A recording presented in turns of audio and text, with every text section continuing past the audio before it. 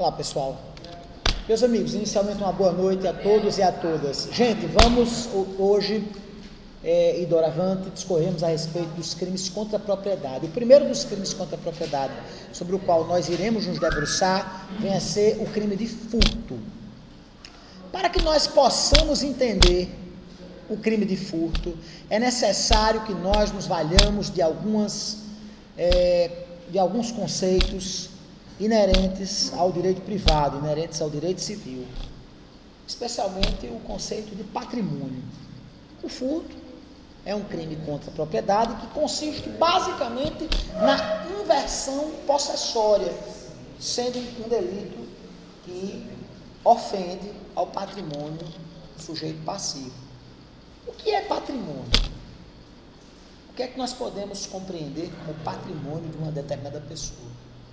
O patrimônio vem a ser justamente o conjunto de bens que caracterizem o poderio econômico deste ou aquele indivíduo. O patrimônio consiste numa universalidade de bens que tenham reflexo econômico, que tenham uma expressão econômica para a pessoa, certo? Seja ela natural ou jurídica. De um modo geral, nós podemos considerar o patrimônio como sendo uma universalidade de direitos no que tange a essa universalidade, tratar-se de uma unidade abstrata, distinta dos demais elementos que isoladamente seriam considerados. Ou seja, nós temos o patrimônio como o conjunto de bens pertencentes a uma determinada pessoa, natural ou jurídica. Aí nós temos o patrimônio como sendo carro, casa, ações, conta bancária, enfim, é uma universalidade. O patrimônio é a universalidade dos bens de natureza material, certo? Além desse conceito jurídico, desse conceito que é associado ao direito civil, ao direito privado, existe a noção econômica de patrimônio. O patrimônio seria um complexo de bens, através do qual, isso a economia ensina, esse conceito deriva da ciência da economia, o conjunto de bens destinados a satisfazer os interesses e as necessidades do indivíduo, certo? As necessidades inerentes à própria vida do ser humano. Isso seria o patrimônio, no sentido econômico da expressão, né? Nós temos como objeto material do crime de furto a coisa alheia, mas vamos estudar o que vem a ser coisa alheia, certo, gente?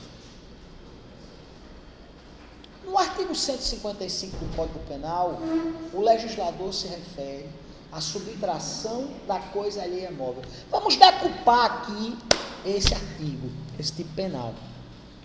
Nós temos como elemento nuclear desta conduta o verbo subtrair. O que significa exatamente subtrair?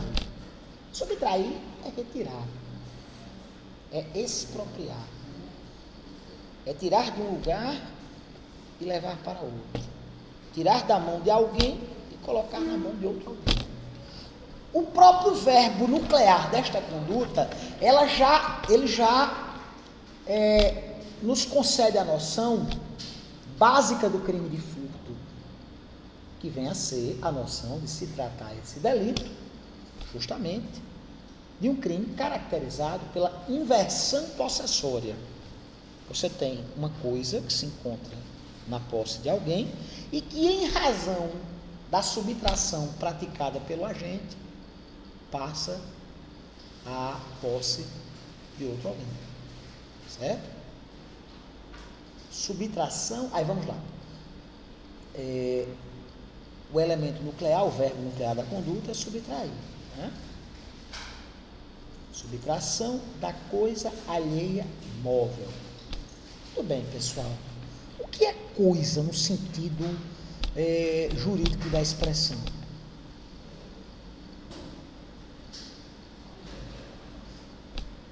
Mas nem veja bem, coisa seria um objeto que teria condição de ser apreciado economicamente, certo?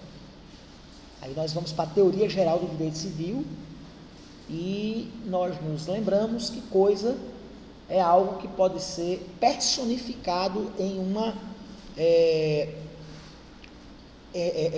unidade corpórea, certo?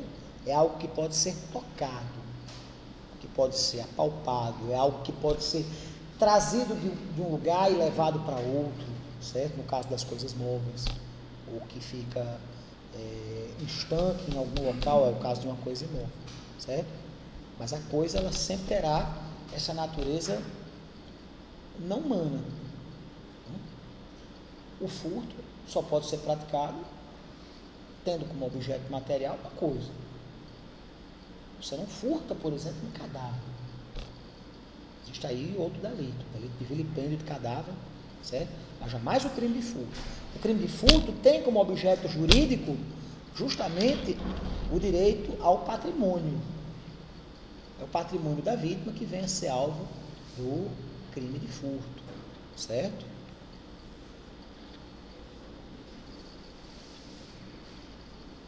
Subtração da coisa alheia móvel, subtrair coisa alheia móvel. O que é coisa, nós já vimos. O que é alheia? Alheia é aquilo que não pertence ao próprio agente. Ou seja, não se concebe a ideia, certo? Salvo no caso, olá, tudo bom, Luana? Salvo no caso do crime de furto de coisa comum, certo? Naquilo em que o agente pratique o delito de furto em detrimento de algo que pertença a um condomínio de indivíduos, certo?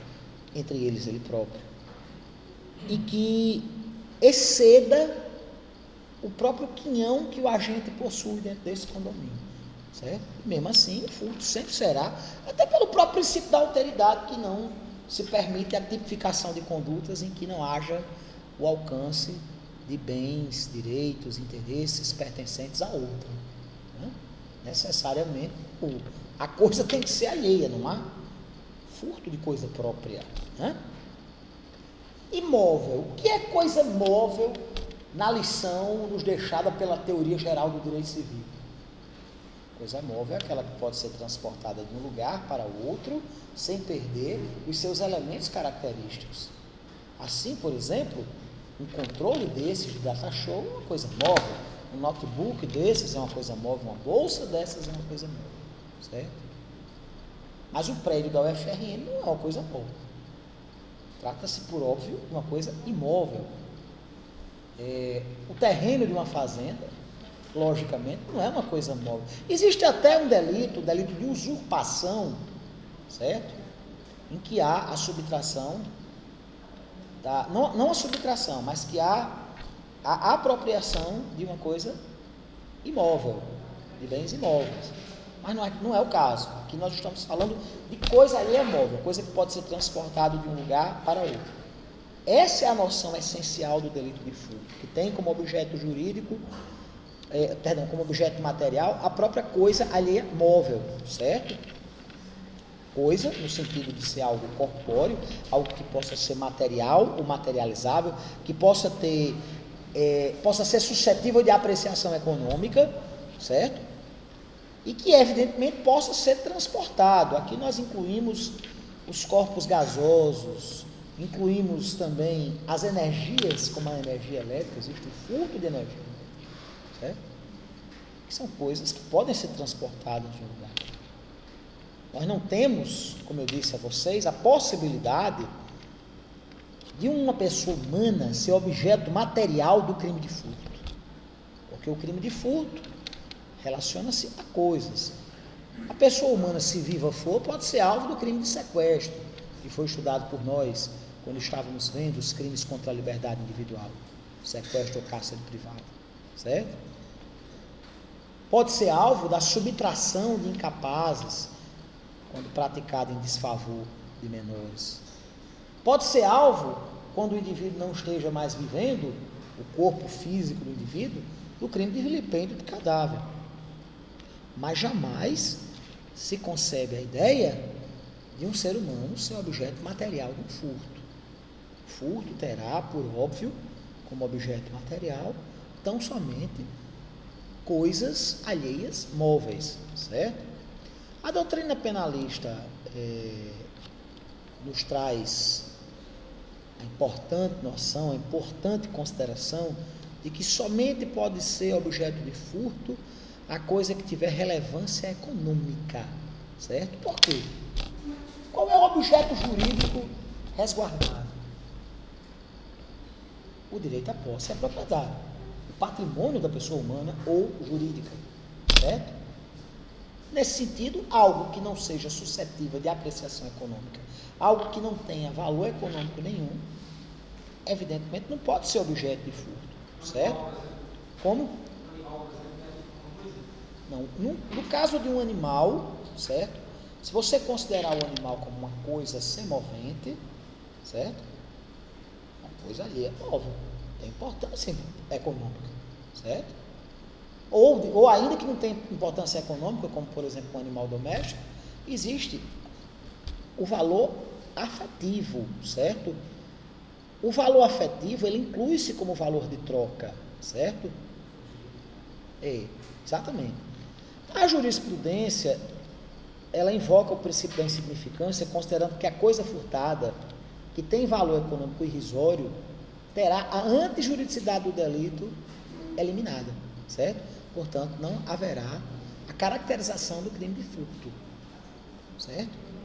Diante da diminuta significância econômica da coisa. Estar-se-ia diante de um exemplo clássico de criminalidade de bagatela, certo? Em razão ao valor irrisório, em razão da pouca, quase nenhuma significância econômica daquele furto, certo? Nós temos o furto como um crime material, portanto a consumação delitiva só se dá com a obtenção de um determinado resultado naturalístico. Qual é o resultado naturalístico no crime de furto? A subtração da coisa alienável. É a inversão possessória. Entendeu? Dá-se a consumação delitiva quando a coisa que pertencia a fulano passou às mãos de cicrano, certo? Que a furtou, que recebeu de alguém que furtou, certo? Ainda que não haja proveito econômico nenhum. O proveito econômico, por exemplo, com a venda da res furtiva, será mero exaurimento, galera, da conduta, certo? Porque a consumação delitiva já terá ocorrido, certo? Evidentemente, sendo um crime material, certo?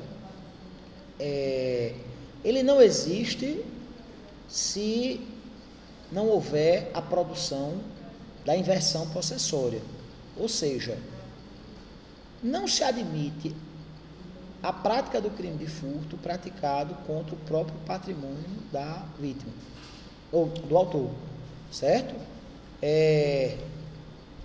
Existe um tipo penal, lá no artigo 346, que fala da subtração ou dano de coisa própria em poder de terceiro, certo? Você, por exemplo,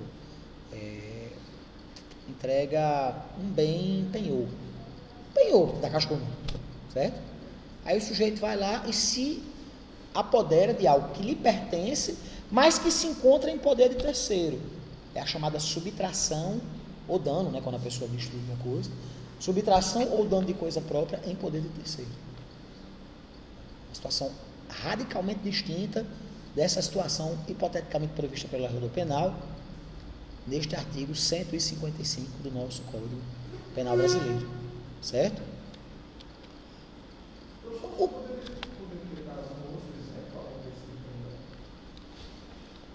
Por exemplo, você aluga um carro de sua propriedade, certo? A uma terceira pessoa, você loca o carro. O carro se encontra no poder de terceiro. Aí você vai lá e se apropria do carro, certo? Essa coisa deve estar incluída no terceiro por uma determinação legal ou contratual? Por alguma relação jurídica. Ainda que seja uma relação jurídica meramente contratual, certo? Ou legal, ou ainda que essa relação contratual seja, ainda que verbal, certo? E você, por exemplo, cede a título de comodato um determinado bem que lhe pertence. Ainda que esse comodato não seja oneroso, seja um comodato gratuito, certo? vocês veem que esse crime de furto, como os demais delitos contra o patrimônio, possui muita ligação com o direito civil, né? São institutos de direito civil que, por uma escolha do legislador penal, acabaram sendo alçados à condição de bens, de interesses, de direitos penalmente tutelados, né? Aí nessa situação, o cidadão que loca um carro ou que cede incomodado um determinado bem e vai lá e diz, não, é meu, eu posso pegar a hora que eu quiser. Entendeu? Se estará diante da figura do artigo 342, 346 do Código Penal. É subtração ou dano de coisa própria em poder de terceiro. Jamais do crime de furto, certo? O crime de furto ele é praticado sempre em detrimento da coisa alheia. Né? Coisa alheia.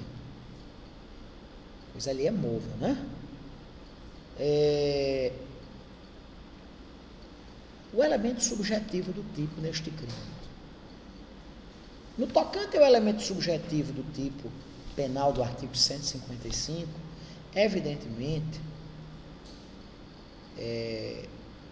esse crime só poderá ser praticado tendo como elemento subjetivo do tipo o dolo, a vontade livre e consciente de subtrair, certo? A parte da doutrina entende, certo, que essa subtração ela teria que ter um ânimos lucrandi, certo? O que faria com que o delito tivesse a necessidade do dolo específico, certo?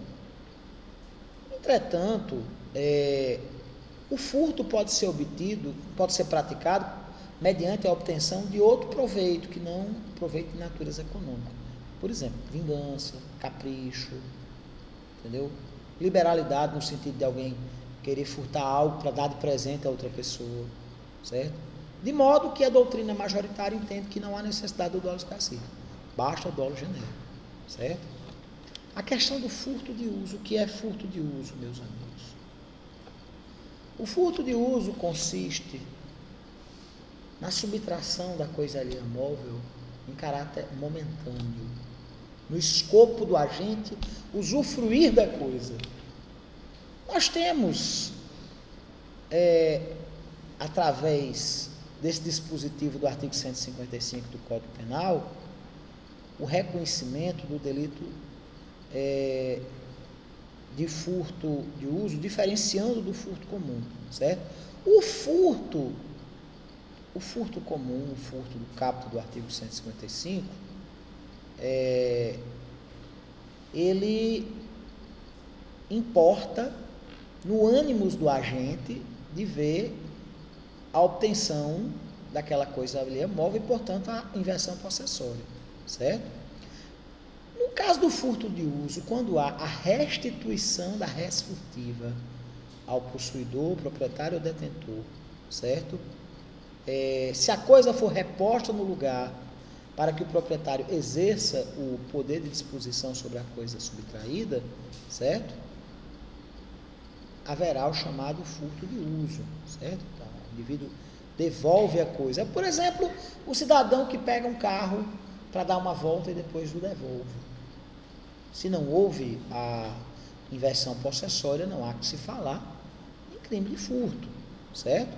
Por quê? Porque não há o chamado animus furandi, certo?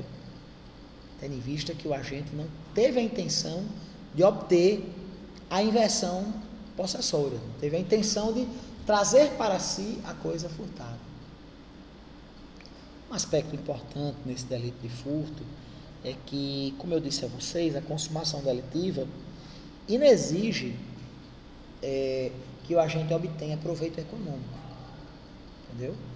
Ele pode furtar a coisa e jogá-la fora, certo? Por maldade, por capricho, por perversidade, entendeu? Você não tem direito a ter esse celular bonito e tal, pega e joga fora. Tá? Inexistiu, por isso que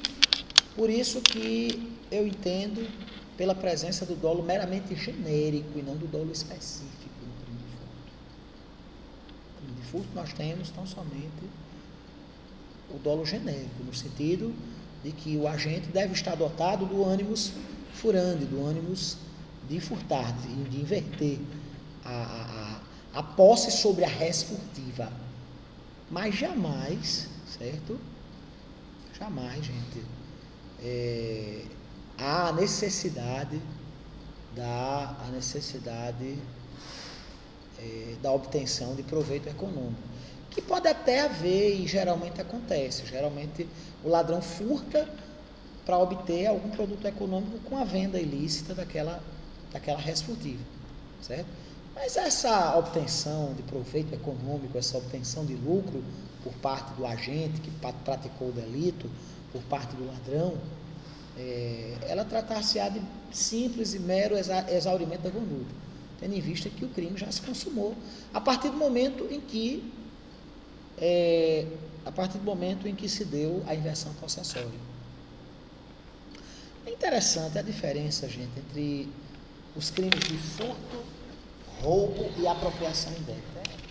É muito interessante, porque no crime de furto nós temos a mera subtração da coisa alheia móvel, sem que haja necessidade por parte do agente que praticou, sem que haja o emprego por parte do agente que praticou a conduta, praticou o crime contra o patrimônio, do uso da violência ou da grave ameaça. O crime de roubo, não.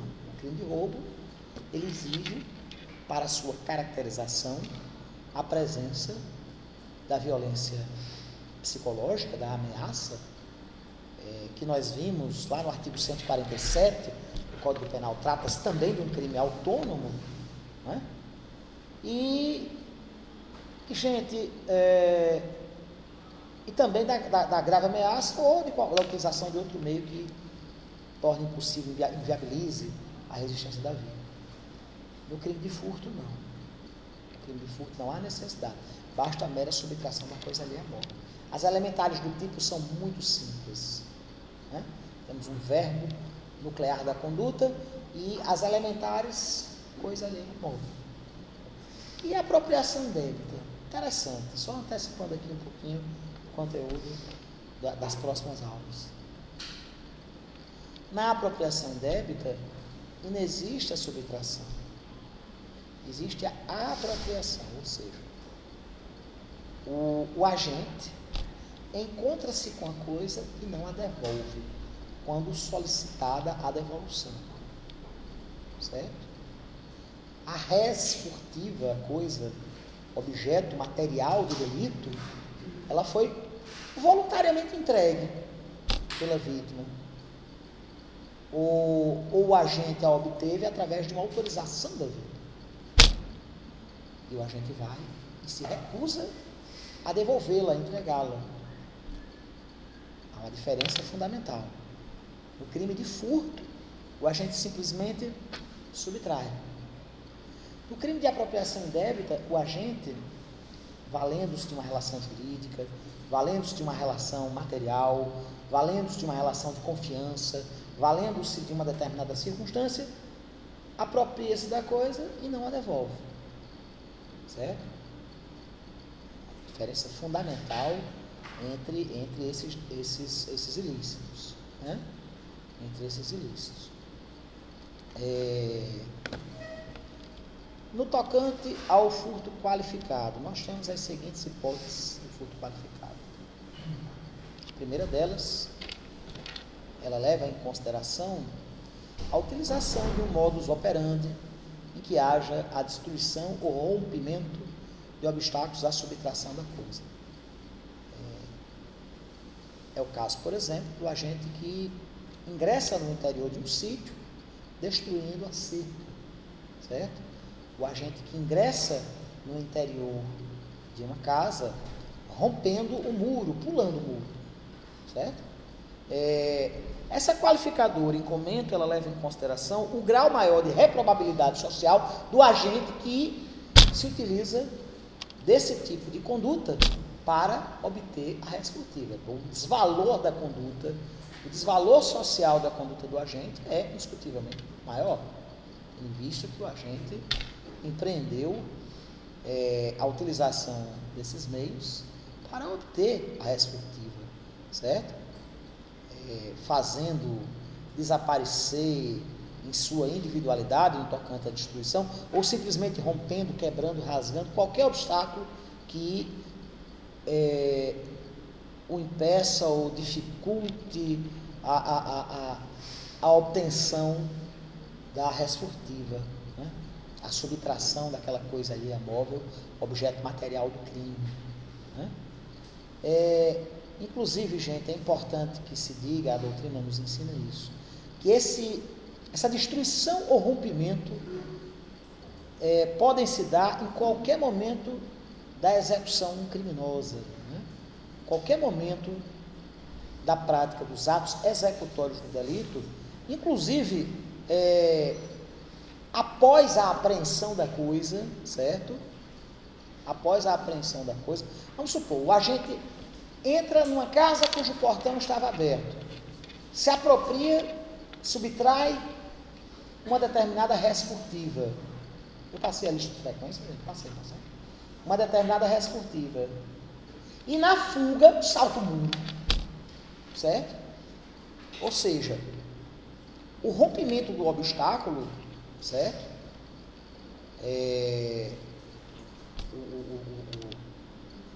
O rompimento do obstáculo se deu após a apreensão da coisa, certo?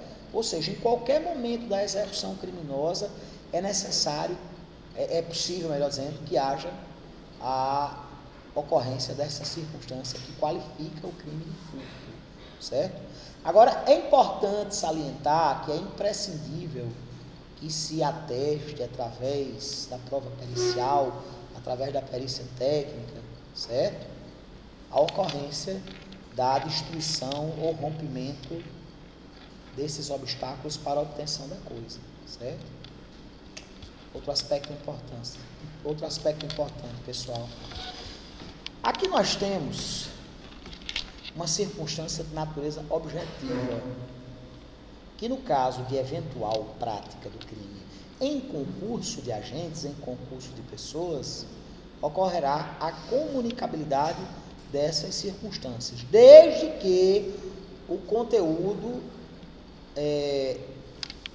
dessa circunstância qualificadora haja ingressado na esfera do conhecimento dos outros coautores ou partícipes, dos outros participantes do delito. É necessário que os demais saibam da existência desse obstáculo, cuja destruição ou rompimento tenha sido feita por parte do comparsa que procedeu à subtração da coisa alheia móvel, do comparsa ou dos comparsas que procederam à subtração da coisa alheia móvel, certo? Ou seja, uma circunstância objetiva comunicável tão somente se for do conhecimento dos demais participantes do ilícito a existência dessa circunstância, certo? Alguma dúvida, gente? Posso passar adiante, pessoal? Pessoal, existe uma segunda hipótese de furto qualificado. Essa hipótese leva em consideração a prática do delito com abuso de confiança. Nós temos aqui duas situações diferenciadas. A primeira delas relacionada ao abuso de confiança. A segunda delas relacionada à prática do crime ter se procedido mediante fraude, escalada ou destreza. Quando há o abuso de confiança, gente, naturalmente nas relações humanas, nós depositamos confiança em determinadas pessoas.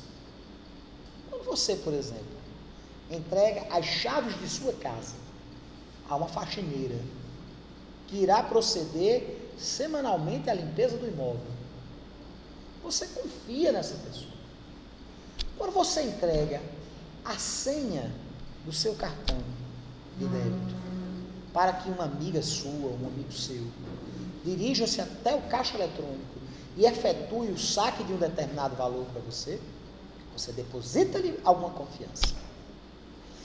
E a incidência dessa circunstância qualificadora justifica-se pelo fato de que o crime de furto praticado mediante o abuso da confiança que fora depositada pela vítima no ladrão, trata-se que é algo que evidentemente torna a conduta muito mais reprovável. A lesividade social, a reprobabilidade social, o desvalor da conduta criminosa, por óbvio, tornam-se muito maiores quando a prática delitiva do artigo 155 é praticada mediante, meus amigos e minhas amigas, o abuso de confiança. Além disso, nós temos, essa segunda qualificadora, também, a hipótese legal do delito de furto ser qualificado por ele ter sido praticado mediante fraude, escalada ou destreza. Vamos aqui referenciar esses institutos. O que é a fraude? A fraude é um meio enganoso, burlesco, fraudulento, capaz de iludir, capaz de induzir em erro, capaz de diminuir a vigilância que o agente, que o ofendido tinha sobre a coisa, permitindo uma maior facilidade acerca da subtração da res furtiva, certo? O objeto material teve a sua subtração facilitada pela utilização de métodos fraudulentos. A utilização de métodos, o que foi? A utilização de métodos fraudulentos, a utilização de métodos que induziram o ofendido em erro, certo? O que foi isso?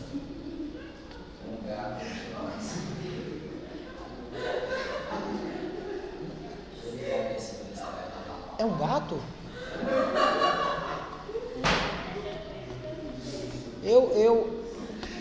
Eu me considero eu me considero um grande admirador de tão belos felinos. São animais lindíssimos. São animais que desde a antiguidade mais remota foram cultuados em algumas civilizações da antiguidade oriental, inclusive, como divindades, como no Egito, na Mesopotâmia, na Pérsia, em que tão belos animais eram cultuados como deuses. Não chego a tanto. Mas o gato trata-se de um animal absolutamente inteligente, belo, charmoso, limpo, autossuficiente, sofisticado, sensível. É um animal completo, extraordinário. E outra coisa, qualquer reles gato de rua é um animal lindíssimo. O cachorro, para ser bonito, ele precisa ser bem cuidado, precisa ser bem tratado, entendeu? E nem todas as espécies de cães são bonitas. Confesso que acho, por exemplo, o husky siberiano lindíssimo, o golden retriever também muito bonito, o malamute do Alasca, outro cachorro muito bonito, o pastor alemão também, entendeu? Como? São caríssimos, né? Caríssimos. O Akita, um cão japonês que ele parece um pouco com o husky e ele parece um pouco com o pastor alemão. Ele ao mesmo tempo é cão de guarda e cão de companhia, né? São cachorros muito bonitos, mas, sinceramente, são espécies que têm uma beleza muito específica e são mais muito caros. E precisam de cuidados muito especiais. O gato não, o gato ele é bonito independentemente de qualquer coisa, né? Qualquer coisa. E ao contrário do que o imaginário popular erroneamente cultivou, eu quero saber o que é que está acontecendo. O pessoal saiu e não sei.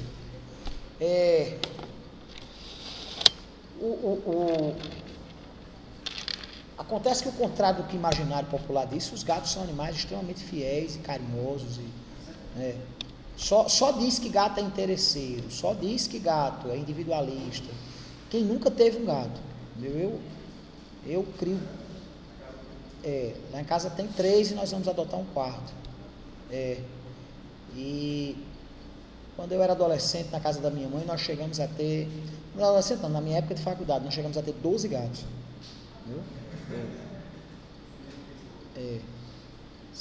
São animais extraordinários. O grande escritor norte-americano, Ernest Hemingway, ele chegou a ter mais de 50 gatos na sua casa de Key West, na Flórida. Hemingway era, além de ser de família riquíssima, né? Ser descendente o avô dele era dono de siderúrgicas E é um homem que naturalmente nasceu rico. Ele ganhou muito dinheiro com a literatura, um dos escritores mais lidos da história da literatura. E Hemingway era um grande amante de gatos.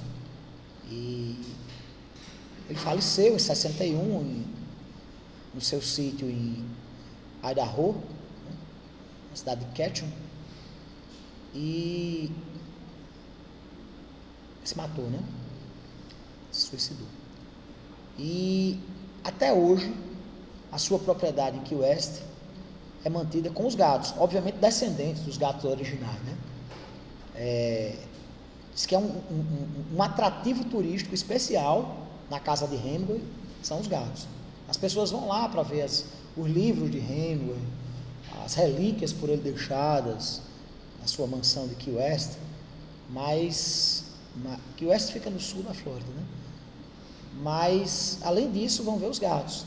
Dizem que as pessoas vão para ver as relíquias de Hemingway, mas voltam sempre para ver os gatos, que são mantidos ainda pelos descendentes, pelos familiares de Hemingway, que mantêm uma fundação com uma casa preservada como um museu, inclusive com os gatos. Extraordinário. Mas voltando aqui à questão do... Eu não sei porque ladrão é chamado de gatuno. Eu acho uma injustiça tão grande. Deve ser pela sagacidade.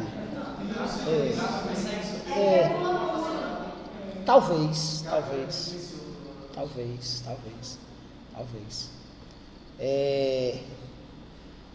Teve um ladrão famoso, um dos vultos históricos do crime brasileiro, um tal de Achille Ometo. Ele era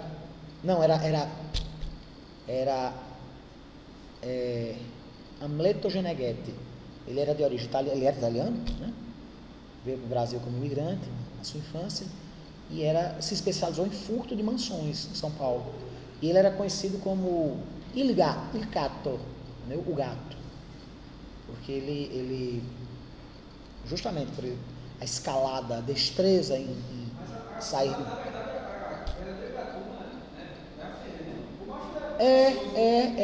Nos felinos, de um modo geral, entendeu? Nos felinos, de um modo geral, quem caça é a fêmea. Nos leões. Interessante a sociedade dos leões. Também. Mas é porque o tigre não vive em comunidade, o tigre é solitário. Os leões não, os leões vivem em bandos, né? Como os gatos. Mas inclusive o gato é um animal que ele foi domesticado muito depois do cachorro. Por isso que ele guarda características muito ainda silvestres, e não é incomum gatos domésticos voltarem a viver como gatos selvagens, ir para o mato e tal. Só que quem anda por estradas aqui no Seridó vê muito gato, entendeu? E eu vou narrar aqui só para a gente voltar para a aula da gente. É uma situação peculiar, interessante, que denota a inteligência desses animais. Eu e a Manoel somos grandes aficionados dos gatos, apaixonados por gatos. Temos 3 gatos lá em casa e, como eu disse, estamos adotando outro. E nós vínhamos de Natal para Caicó e paramos à noite, eu, ela, a mãe dela e Luísa, nossa filha, naquele posto de Acari. E vimos uma gatinha, uma siamesa, linda, e ela se enroscou. Eles sabem quem gosta de gato e fogem de quem não gosta, entendeu? E ela se enroscou nos nossos pés, e Manu disse, que gato lindo. Aí um frentista que a alimentava disse, não, é uma gata. Vocês querem levá-la? Eu cuido dela aqui, mas eu tenho medo que ela seja atropelada, porque aqui passa muito carro, muito caminhão. Se vocês cuidarem dela direitinho, é melhor vocês levarem. Aí a gente disse, não, na época a gente só tinha 2 gatos. Não, a gente tem gato, e a gente gosta muito de gato, a gente leva. E levamos a bichinha numa caixa até a nossa residência aqui em Caicó. E tinha, lógico, tinha. Não, porque esse dia eu fiquei horrorizado, porque a mulher me deu uma caixa que não tem abertura, aquela coisa da jardinense, aquela mágoa. Não, olha, a jardinense contraria o princípio da dignidade da pessoa humana. Para qualquer ser vivo andar no ônibus da jardinense é uma indignidade. Eu não vi se era entendeu? um cachorro, mas eu tenho um cachorro que passa, porque, meu Deus, eu digo, se você vai Natal, você não Não, mas a caixa era furadinha. Furou a caixa. Aí a trouxemos, tratamos com tanto carinho, demos a água, a ração e tal. Na mesma noite ela fugiu. Agora deixa eu dizer, na mesma noite ela fugiu e eu disse, a Manuela, ela vai voltar para Cari. Não volta nada, Mário. Conversa. Essa gata vai voltar para Cari. Um dia desses nós estávamos vindo de Currajós para cá. E quem estava lá? O frentista chegou e disse, a gata de vocês fugiu, não foi? Aí a gente disse, foi. Por quê? Aí disse, venham aqui, olha quem está aqui. Mais ou menos 60 quilômetros pelo meio desse sertão. E ela chegou. Entendeu? Certa vez eu li um relato de um cidadão que abandonou um gato na Escócia. E ele morava na Inglaterra. O gato percorreu longos 350 quilômetros e chegou em casa. Animais que são capazes desse tipo de proeza são mínimo dignos de admiração. Mínimo. Gente, além da questão da fraude, do meio enganoso, fraudulento, do qual se vale o autor do crime de furto, existe também a questão, gente, da qualificação do ilícito mediante a escalada ou destreza. Sim, outro aspecto, perdão. Questão da utilização da fraude. Prestem atenção. Importante distinguir-se isso. Ia me esquecendo desse detalhe. Existe uma diferença do furto qualificado pela fraude do estelionato. Qual é essa diferença? No furto mediante fraude, certo? A fraude é empregada no sentido de ludibriar, de iludir a atenção e a vigilância do ofendido, do proprietário ou possuidor da res furtiva, que não se apercebe que houve a subtração da coisa, certo? No estelionato, certo? A fraude antecede o apossamento da coisa, certo? E vem a ser a causa da entrega. No estelionato, o agente faz com que a vítima entregue voluntariamente a coisa, certo? A fraude antecede a inversão possessória, e a inversão possessória ela é feita através da ilusão criada no agente, criada pelo agente, que inculca na vítima, certo? Uma perspectiva ilusória, por exemplo, de que ela está comprando algo que não existe, certo? E a vítima entrega ao agente a res furtiva voluntariamente. Há essa diferença fundamental entre esse furto qualificado pelo uso da fraude, certo? E o crime de estelionato, certo? Existe ainda essa qualificadora da penetração no local do furto por via que normalmente não se utilizaria, como a escalada, certo? O indivíduo que bota usa-se no jargão da bandidagem a expressão Teresa, que é aquela corda feita de lençóis.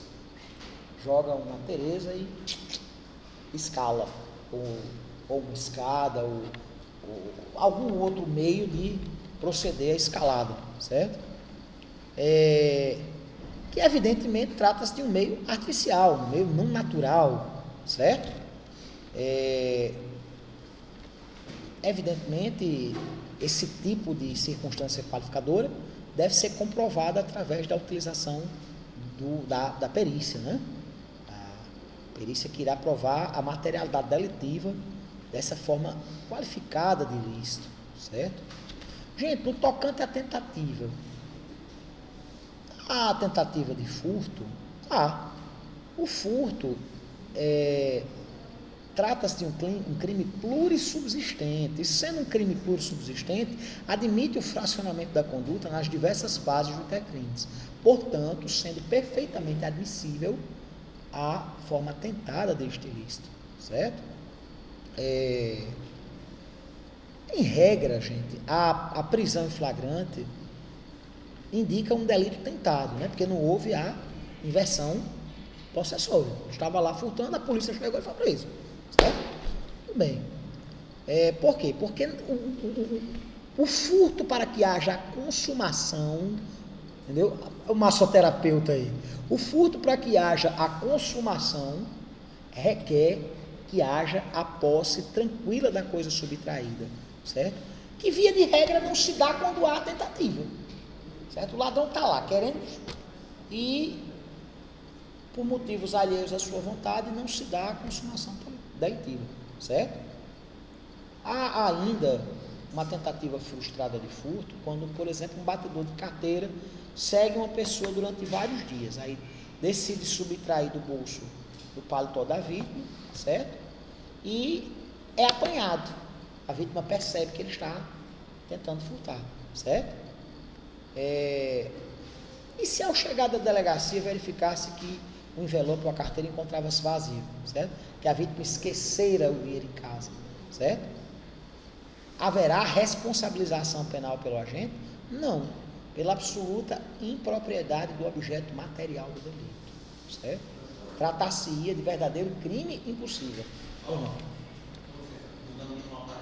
Ou não?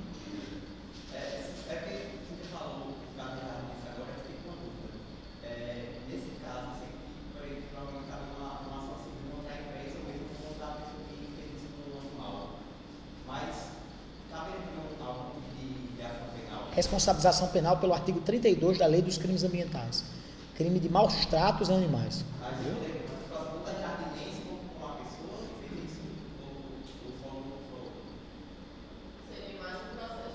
Não, você tem que ver o nexo causal da conduta, né?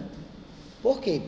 Vamos supor, se a empresa não soube, não sabia, os representantes da empresa não sabiam, que ia trazendo um gato, cachorro, enfim.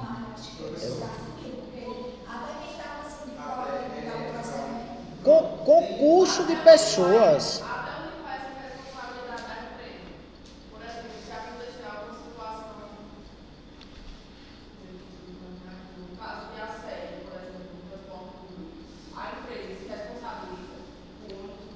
Do ponto de vista penal, não, mas do ponto de vista do direito civil, sim. Porque do ponto de vista da responsabilidade civil, a responsabilidade, ela é, Aninha, objetiva.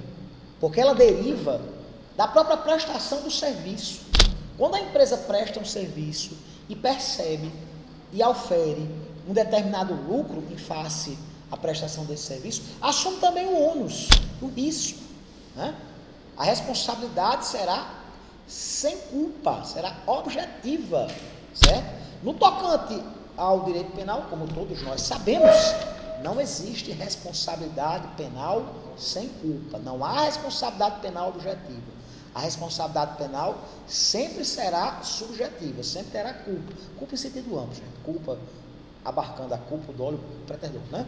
Então, a empresa poderia incorrer nessa questão dos maus tratos aos animais. Caso ela, no caso dos seus funcionários... Já nem se pratica até maus tratos contra seres humanos, sabe? Mas assim, no caso ela tivesse em contato com seus prepostos de negligência, aí seria uma rodada de qual desse tipo? Do ponto de vista... Não, porque se há o conhecimento, não há negligência, não. Há concurso de pessoas mesmo. Não, entendeu? O senhor falou da carinha dos gatos. Olha, ela é impressionante. Ela é como maltratada. Mas acho que o senhor desse vai apaixonar e vai levar ela para casa. Ela é uma branca, não sei se foi já viu, o senhor passa por um cristal assim, né? Ela é uma branquinha, uma amarela, ela sempre fica. Além de quando terminar o rodoviário, que faz? Eu dei de comida a ela ontem à noite. Foi? Ela é extremamente carinhosa, manhosa. Eu tive até a ideia de levá-la, mas só que dificilmente gatos de rua se adaptam. E a gente teve essa experiência. A gente ficou tão triste porque a gente a tratou com tanto carinho e ela foi embora. É porque, pela essência libertária do animal, se ele vive desde sempre nas ruas, ele não aguenta viver em cativeiro, não aguenta viver, ainda que seja extremamente bem tratado. É verdade. E a crueldade humana com tão belos animais, ela é imensurável, sabe? Imensurável. Eu não consigo entender como um ser humano pode agredir animais tão belos, né? Especialmente pela sua delicadeza, pela sua sensibilidade, entendeu? E pela absoluta ausência de qualquer benefício em quem agride um animal daqueles. Um animal extremamente útil, porque é um caçador de pragas urbanas, um caçador nato de pragas urbanas, como ratos, escorpiões, baratas e outros bichos, entendeu? É um animal carinhoso ao extremo, limpo, entendeu? Eu não consigo entender. Isso me faz lembrar de uma coisa, gente. Eu não sei se vocês já leram a respeito, a chamada Tríade McDonald. A Tríade McDonald foi um cientista que não tem nada a ver com a rede de lanchonetes, não. Sim. McDonald teria sido o cientista que elaborou essa tese, o psiquiatra que elaborou essa proposição teórica.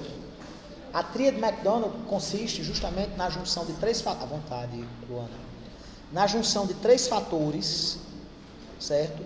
Que conjugados na fase da infância e da adolescência, geralmente indicam uma propensão, uma inclinação a um comportamento sociopata, comportamento típico de um psicopata. Maus tratos contra animais. Não tem criança que tem prazer em maltratar animal? Maus tratos contra animais, piromania, o amor a fogo, a botar fogo. Não tem criança que gosta de botar fogo nas coisas? Maus tratos a animais, piromania e diurese noturna, urinar na cama. A conjugação desses três fatores em crianças e adolescentes é um indicativo fortíssimo de que essa criança é um psicopata. A tendência a desenvolver um comportamento, inclusive com forte inclinação à prática criminosa. É claro que o simples fato da criança ter esse comportamento não indica que ela vá ser um criminoso que vá correr na cena do crime, certo? Pessoal, a qualificadora da destreza. O que é destreza? Destreza é a capacidade que certas pessoas têm, a habilidade especial por parte do agente, certo? Onde a ação se dá sem emprego de violência numa situação em que a vítima, embora consciente, acabe sendo induzida a nada fazer quando do crime de furto. Por exemplo, valeu, Gabriel. Por exemplo, fala-se daqueles ladrões de dedos leves, a destreza, capacidade especial, habilidade especial em bater carteira. Tchau, Ana. De bater carteira, certo? Um exemplo da qualificadora da destreza.